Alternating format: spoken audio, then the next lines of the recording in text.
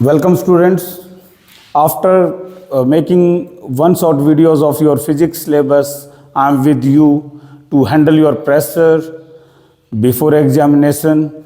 I hope your examination are going well, and today I am with you to revise your syllabus of chemistry. We are handling the first chapter, that is chemical reaction and equation. I want to give advice to you before starting this chapter. You should be very clear about the reactivity series, which element is more reactive than other one, so that you will feel comfortable handling the chemical equations and reactions.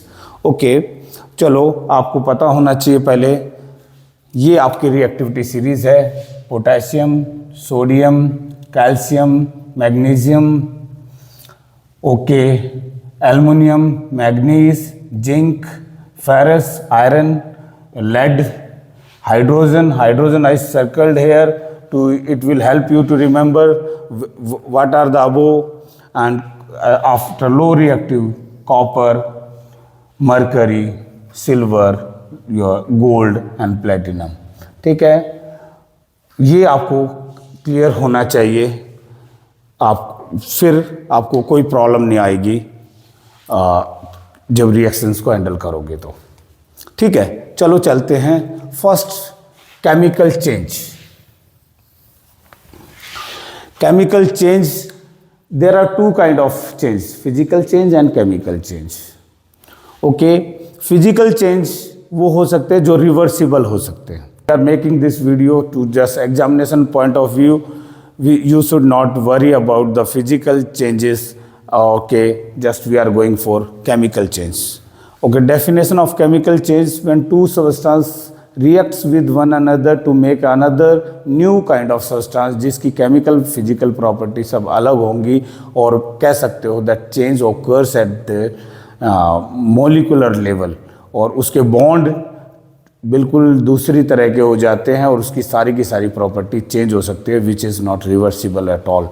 ठीक है, और इस कोई भी जब reaction होती है तो केमिकल रिएक्शंस में को डिनोट करने के लिए जो हम एक बनाते हैं उसको हम केमिकल इक्वेशन बोलते हैं। देखो, रिएक्शन अलग है, reaction takes place in laboratory, but equation we just write down on paper to define that or to show that reaction took place at the your laboratory. ठीक है, केमिकल रिएक्शन या जब chemical equation को लिखते हैं, chemical equation two parts में होती है। आपके लेफ्ट हैंड साइड में हम रिएक्टेंट्स लिखते हैं और राइट हैंड साइड में प्रोडक्ट्स लिखते हैं। जब भी कोई चीज़ मिलती है तो उसको दो रिएक्टेंट्स मिलके या तीन रिएक्टेंट्स मिलके जब दो प्रोडक्ट या एक प्रोडक्ट बनाते हैं तो आप एरो के साइन से दिखते हैं। जैसे सपोज हम अगर ऐसे ही लिखते हैं O2 रिएक्ट्स विद H2 और आपको H2O बनता है। ओके, तो ये हमारा ऐसा दिखाना, ये हमारा केमिकल इक्वेशन है। ठीक है, अगर हम यहाँ बनाएंगे तो इसको बैलेंस करेंगे। अब ये हैंडल करने जा रहे हैं, बैलेंस कैसे करते हैं उसके बारे में बात। ओके, जब केमिकल रिएक्शन होती है तो वहाँ कुछ चेंजेस आते हैं। क्या चेंज आते हैं? देखो, जब भी कोई रिएक्टेंट्स जब प्रोडक्ट में कन्वर्ट होता है, केमिकल चेंज होता है, तो उसके अंदर बहुत सारे चेंज ऑकर्स होते हैं। द चेंज में भी you can say change in state. कोई सॉलिड था लिक्विड हो गया, लिक्विड था सॉलिड हो गया, चेंज इन स्टेट हो सकता है। Change in temperature, precipitation form हो सकते हैं, और there many other changes. Colour change हो सकता है, स्मेल चेंज हो सकती है।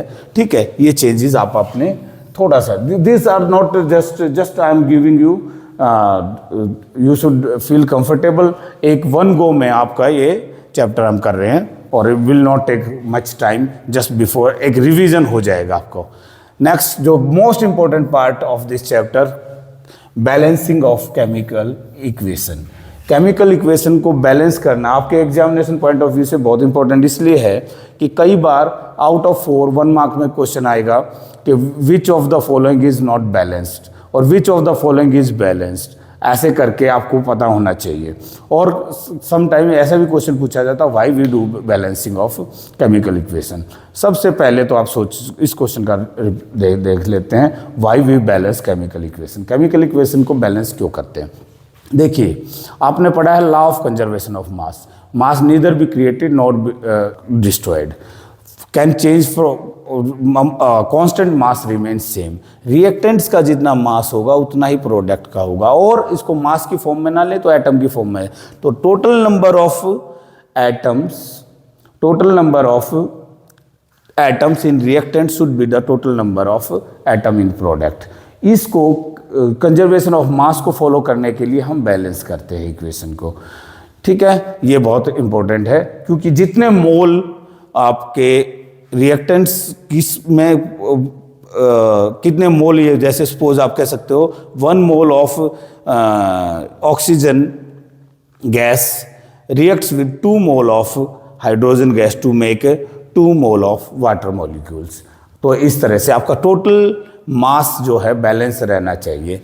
That is why we balancing of chemical equation को करने के लिए I will suggest to hit and trial method. Suppose अगर आपके पास कोई दे दिया जाए Fe reacts with water to give Fe3O4 plus okay hydrogen gas.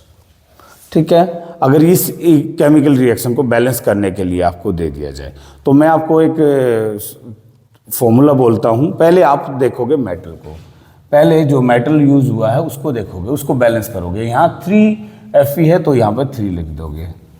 ठीक है, तो देखो Fe बैलेंस हो गया। फिर आप जाओ ऑक्सीजन की तरफ जाओ, क्योंकि दूसरा नॉन मेटल होता तो हम नॉन मेटल की, देखो ध्यान से देखो, पहले मेटल को बैलेंस करोगे, अगर बैलेंस करते वक्त कुछ डिस्टर्ब हो रहा है फिर उसके बाद नॉन मेटल पे जाओगे, फिर वापस मेटल नॉन मेटल को चेक करोगे, फिर ऑक्सीजन हाइड्रोजन। इस सीक्वेंस में आप अगर थोड़ा सा भी ध्यान दोगे तो मैं बैलेंसिंग में कोई प्रॉब्लम नहीं आएगी। मैं वो एलसीएम लेना और वो सब method that is not advisable, क्योंकि that take lot of time. अगर आप बहुत छोटे बच्चों को ऐसा समझा सकते हैं, बट यहाँ पे आपको देखिए 3 हो गया। बट यहाँ पे देखो, यहाँ पे ऑक्सीजन 4 है, ऑक्सीजन 4 है, तो यहाँ पे ऑक्सीजन इसमें है, तो ये सिंस दिस इज मॉलिक्यूल, क्योंकि आप मॉलिक्यूल की शेप तो चेंज नहीं कर सकते, you can take number of molecule but you can't change the chemical composition. आप कई नीचे कुछ नहीं चेंज कर सकते, you can only change the number of molecules. आप यहाँ पे बैलेंस करने के लिए इसको क्या करेंगे, will put a 4 here because 4 oxygen, but this इससे डिस्टर्ब हो गया हाइड्रोजन। हाइड्रोजन यहाँ पर कितना हो गया, 8 हो गया, क्योंकि H2 इस मॉलिक्यूल में, वाटर के मॉलिक्यूल में 2 हाइड्रोजन थे और 4 मॉलिक्यूल ले लिए, तो 8 करने के लिए हमें यहाँ 4 करेंगे। तो देखो हमारी केमिकल, ऐसे ही आप 2-4 इक्वेशन अगर ट्राई करोगे, आप प्रैक्टिस करोगे, जो आपके एनसीईआरटी बुक में दे रखे मिनिमम, वो आपको अच्छे से पढ़ना है। और एक और मैं बीच में एडवाइस देना चाहूँगा, आप पेपर से पहले इधर उधर की बुक से कुछ भी मत पढ़िए। अगर और दूसरी बुक से तभी पढ़ना तब जब आप एनसीईआरटी में बिल्कुल कंफर्टेबल हो। पहले इसलिए just before examination NCERT is your Gita, NCERT is your Bible. Please आप कुछ भी एक्स्ट्रा पढ़ रहे हो देन ओनली, और अगर उससे एक्स्ट्रा पढ़ने हो तो go for NCERT exemplar, don't go for other book. आपने पूरे साल पढ़ लिया, ठीक है, कोई प्रॉब्लम नहीं, अच्छी बात है। एक्टिविटीज़ को ज़रूर ध्यान से पढ़िए एनसीईआरटी की, क्योंकि ये देखने को मिलता है कि कई क्वेश्चंस फ्रॉम एक्टिविटीज़ आ जाते हैं, how precipitation form and colour change, कौन सा कलर, कौन सी एक्टिविटी से बहुत सारी रिएक्शन, केमिकल रिएक्शन। और एक बात और मैं बताना चाहता हूँ, एक एडवाइस की तरह लीजिए, एनसीईआरटी जो आपका पेपर होगा वो हम जो आपके प्री बोर्ड्स लेते हैं या यूनिट टेस्ट लेते हैं, हम छोटे कम पेज यूज़ करने की कोशिश में रहते हैं, बट सीबीएसई जब पेपर ले रहा है तो उसमें वो पूरे की पूरे एक बड़ा सा क्वेश्चन होगा, बहुत लेंथी क्वेश्चन होगा और उसका आंसर हो सकता है 1 लाइन का हो, तो वहाँ पे इसलिए don't confused with the size of question paper, just read the question paper, feel confident, just recall the what you have learned throughout the year, or definitely I hope you are going to answer all the questions. ठीक है, अभी आप चलते हैं यहाँ पे balancing of chemical equation आप आराम से कर पाओगे। तो फिर करते जो कि मेन पार्ट है इस चैप्टर का, विच इज, वो देखो ध्यान से, जो मेन पार्ट है वो है हमारा, जो मेन पार्ट है वो है टाइप ऑफ केमिकल रिएक्शन। कितनी तरह की केमिकल रिएक्शंस की बात कर रहे हैं? बात करते हैं कॉम्बिनेशन रिएक्शन। पहला कॉम्बिनेशन, एज नेम सजेस्टिंग, दो रिएक्टेंट या दो या तीन से ज़्यादा रिएक्टेंट कितने भी हो सकते हैं, वो कंबाइन करके एक रिएक्टेंट में एक प्रोडक्ट तैयार करें, तो इसको कॉम्बिनेशन रिएक्शन कह सकते हैं। जैसे कार्बन प्लस ऑक्सीजन आपका मिलकर CO2 हो गया, this kind of reaction is combined reaction हो गया। और भी बहुत सारे एग्जांपल आपके बताओ, आपको नेम सजेस्ट करना चाहिए। कंबाइंड रिएक्शन, और कोई भी रिएक्शन जब तक कंप्लीट नहीं है वो बैलेंस नहीं है, बैलेंस जब तक नहीं है। अगर आप याद भी कर रहे हो क्या मिलकर क्या बनता है, तो आप उसको एक बार just give a glance to reaction और इक्वेशन, क्या whether that equation is balance और नॉट। फिर बात करते हैं डीकम्पोजिशन। जैसे डीकम्पोजिशन का मतलब है टूटना। टूटना का मतलब हो गया कोई भी चीज़ कैसे टूटती है। डीकम्पोज कोई चीज़ होने के लिए some energy is required, that energy can be from thermal का मतलब हीट से लेंगे, हीट। इलेक्ट्रिक का पता है आपको, when will pass electricity from it. और फोटो मीन्स लाइट, सनलाइट हो सकती है और अदर लाइट हो सकती है, कोई बात नहीं। थर्मल डीकम्पोजिशन यानी हीट देने से कोई चीज़ डीकम्पोज हो जाए। अगर हम देखो यहाँ पर लें CaCO3 को हीट दे दें, तो इसको हीट देंगे तो CaO और आपके पास बचेगा O2, ठीक है, CO2 गैस बन जाएगी।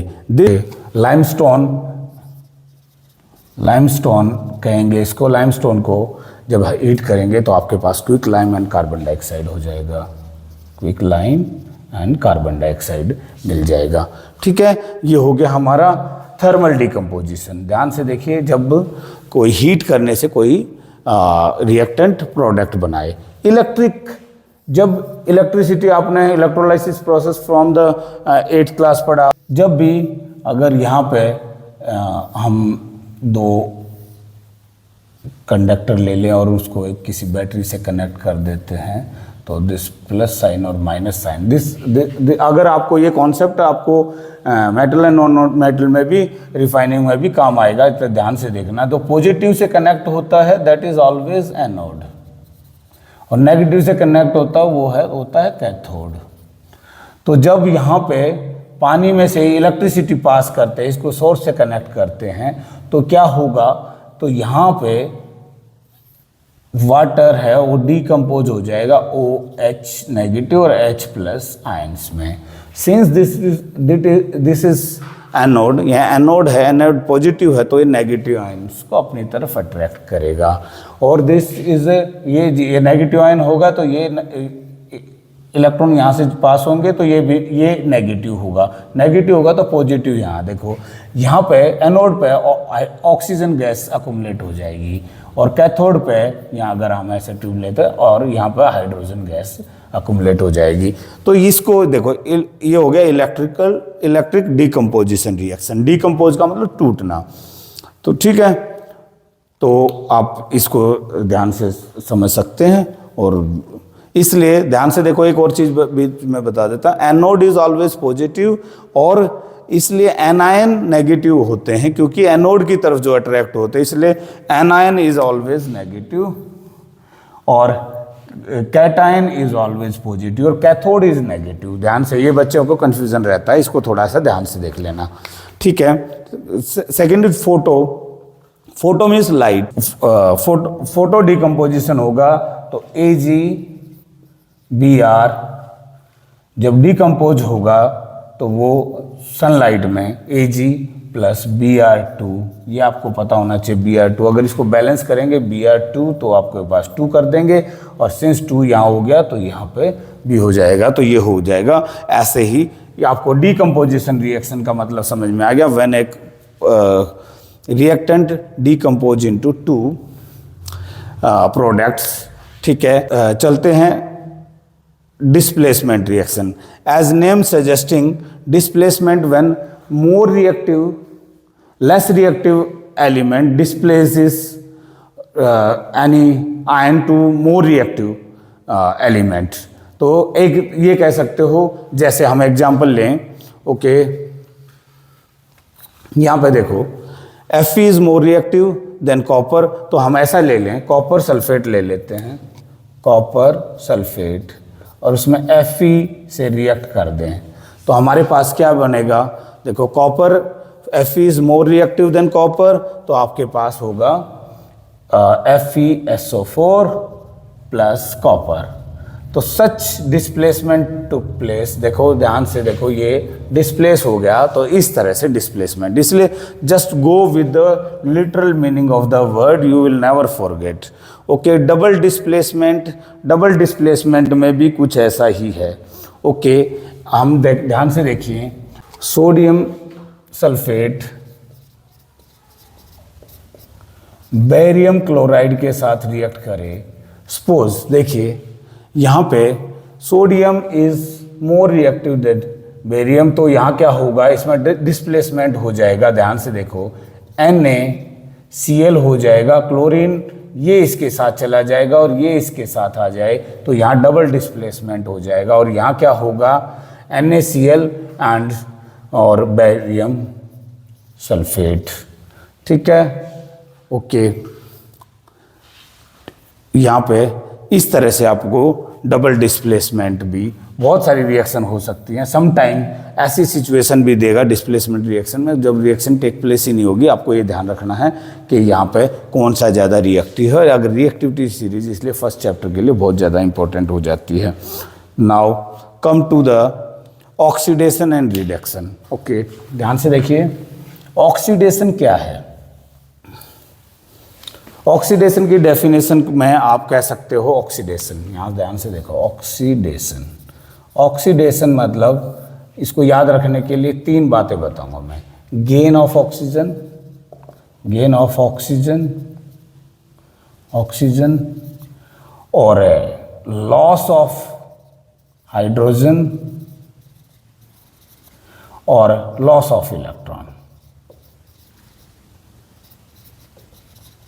ऐसा कुछ भी हो रहा हो, ऐसा कुछ भी हो रहा हो, तो आप कह सकते हैं oxidation is taking place.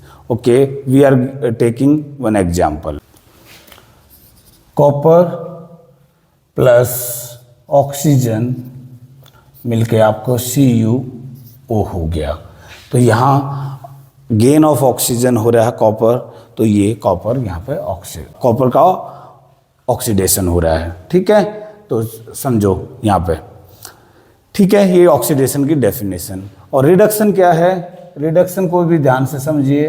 Reduction की डेफिनेशन हम कहेंगे उल्टा हो जाएगा, लॉस ऑफ, आप याद करने के लिए लॉस ऑफ, यहाँ पर गेन ऑफ हाइड्रोजन कर सकते हो, या loss of oxygen, loss of oxygen, oxygen and gain of hydrogen. ठीक है, गेन ऑफ हाइड्रोजन या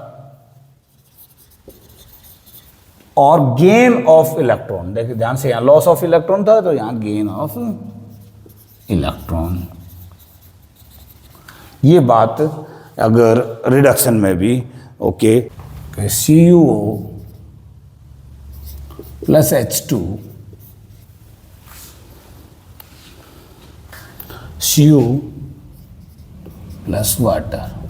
ध्यान से देखो, जो कॉपर ऑक्साइड को हाइड्रोजन के साथ रिएक्ट करेंगे तो आपको कॉपर प्लस वाटर मिला। ध्यान से देखो, यहाँ पे रिमूवल ऑफ ऑक्सीजन हो रहा है। ध्यान से देखो, रिमूवल ऑफ ऑक्सीजन, यहाँ ऑक्सीजन रिमूव हो रहा है, कॉपर ऑक्साइड से कॉपर बन गया, तो ये आप रिडक्शन का एग्जाम्पल हो सकता है।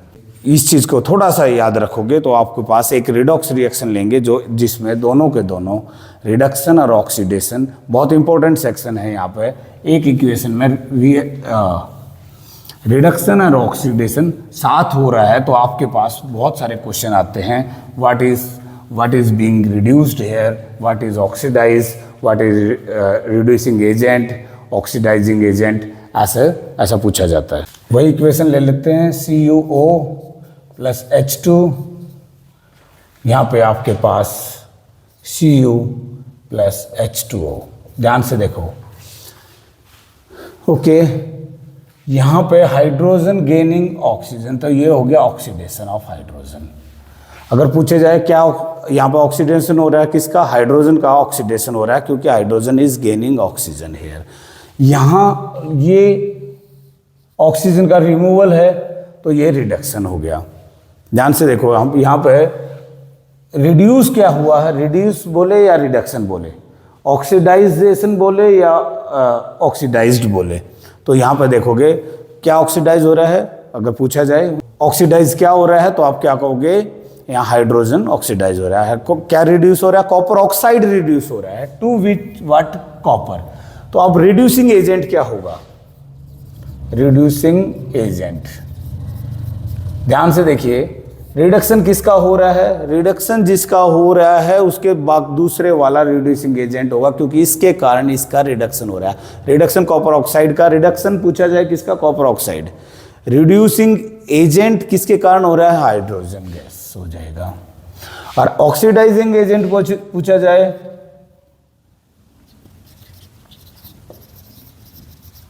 ऑक्सीडाइजिंग एजेंट पूछा जाए, ऑक्सीडाइज, ये ऑक्सीडाइज हो रहा है तो ऑक्सीडाइजिंग एजेंट ये होगा कॉपर ऑक्साइड। ध्यान से देखो, जो ऑक्सीडाइज होगा वो रिड्यूसिंग एजेंट होगा, जो रिड्यूस होगा वो ऑक्सीडाइजिंग एजेंट होगा। ठीक है, ठीक है, ध्यान से इस चीज को थोड़ा सा ध्यान से समझ सकते हो। Next come to the exothermic and endothermic reaction. Exothermic reaction जिसमें हीट निकले, और endothermic those reaction need energy और heat to get perform the reaction. ध्यान से देखो, एक्सोथर्मिक का मतलब फिर से देखना, exo means exit something, endo means to take something. Exothermic, thermo means temperature, तो टेम्परेचर जिसमें एनर्जी जिसमें रिलीज हो दैट इज एक्सोथर्मिक। और एंडोथर्मिक, जैसे endothermic photosynthesis reaction is endothermic reaction क्योंकि वी नीड सनलाइट टू और heat energy to perform that reaction. तो यहाँ पे आप ओके, जब प्रिसिपिटेशन काइंड ऑफ कोई भी जो साल्ट है ना, जो अनसोल्यूबल साल्ट, जब आपकी सॉल्वेंट में डिपॉजिट हो जाए नीचे सरफेस पे, इस टाइप की रिएक्शंस को, जितने भी साल्ट फॉर्मेशन होंगे उसमें वो प्रेसिपिटेट हो जाएगा। इन चीज़ों को अगर आप इस तरह से, इस पॉइंट ऑफ व्यू से अगर आप लिख के लिखेंगे तो एक और छोटा सा टॉपिक इस चैप्टर से रह जाता है, which is corrosion and rancidity. Corrosion क्या होता है, ध्यान से देखिए, कोरोजन क्या होता है। कोरोजन का मतलब होता है डिकेइंग ऑफ एनी मेटल। जैसे लोहा है, जंग लग लग के कम हो जाता है, या कोई और मेटल भी है, ऑक्साइड्स फॉर्म करते हैं, ठीक है, सल्फाइड फॉर्म करते हैं, ठीक है। इस तरह से कोई चीज़ मेटल डिके हो जाए, धीरे धीरे हो जाए, तो आपकी जो हमारी रिएक्शन थी iron with water, that is also may be the reaction of corrosion. Corrosion से बचने के लिए क्या करते हैं, क्योंकि क्वेश्चन एनसीईआरटी जब आपका पेपर बनेगा तो इस तरह से फ्रेम किया जाएगा कि आपको रियल लाइफ में उस चीज़ को यूज़ क्या कर रहे हैं। जैसे आपको पूछ लिया जाए कि कोरोजन से बचने के लिए क्या क्या करेंगे, आपको पता है विल मेक अलॉय और हम पेंट करेंगे और उसको ग्रीजिंग करके as per the situation we will reduce the contact of water and air, जिससे वो कोरोजन कम हो जाए। फिर दूसरा आ जाता है रेंसिडिटी। What is rancidity? जो फैट्स और ऑयल है वो ऑक्सीडाइज हो जाते हैं तो उसका स्मेल और टेस्ट खराब हो जाता है। आपने देखा होगा चिप्स में, हमारे और फूड आइटम्स में, हम उसको एयर के को रिप्लेस कर देते हैं विद नाइट्रोजन गैस, तो इस टाइप के केसेस में हम उस फूड आइटम को, और भी बहुत सारे तरीके हो सकते हैं, ठीक है, मे एडिंग मोर प्रिजर्वेटिव और समथिंग, ठीक है, इस चीज़ों को, ये क्योंकि ये सब आपका सब्जेक्टिव पार्ट है, और that will can be only achieved by the self study, और सेल्फ स्टडी का कोई सब्सटीट्यूट नहीं है। मैं इसी शब्दों के साथ I am concluding this chapter, और के next chapter will make second chapter of your chemistry, और I hope the purpose of this video is to just revise what you have learned throughout the year, minimum जैसा आपको हो जाएगा, आप self study करिए। Thank you.